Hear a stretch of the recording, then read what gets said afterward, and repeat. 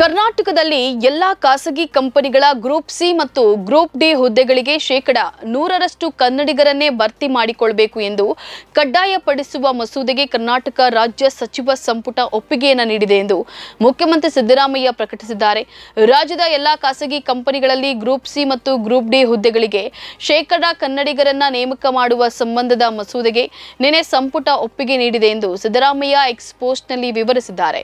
ಕನ್ನಡ ಭೂಮಿಯಲ್ಲಿ ಕನ್ನಡಿಗರನ್ನ ಉದ್ಯೋಗ ವಂಚಿತರನ್ನಾಗಿ ಮಾಡದೆ ಅವರು ಆರಾಮದಾಯಕ ಜೀವನ ಸಾಗಿಸುವಂತೆ ಮಾಡುವ ನಿಟ್ಟಿನಲ್ಲಿ ಇದು ಸರ್ಕಾರದ ಹೆಜ್ಜೆ ಎಂದು ಅವರು ಬಣ್ಣಿಸಿದ್ದಾರೆ. ನಮ್ಮದು ಕನ್ನಡಪರ ಸರ್ಕಾರ, ನಮ್ಮ ಆದ್ಯತೆ ಕನ್ನಡಿಗರ ಕಲ್ಯಾಣ ಅಂತ ಹೇಳಿ ವಿವರಿಸಿದ್ದಾರೆ. ಕಾನೂನು ಸಚಿವಾಲಯ ಈ ಸಂಬಂಧದ ಮಸೂದೆಯನ್ನ ಗುರುವಾರ ವಿಧಾನಸಭೆಯಲ್ಲಿ ಮಂಡಿಸಲಿದೆ ಅಂತ ಹೇಳಿ ಮೂಲಗಳು ಹೇಳಿವೆ.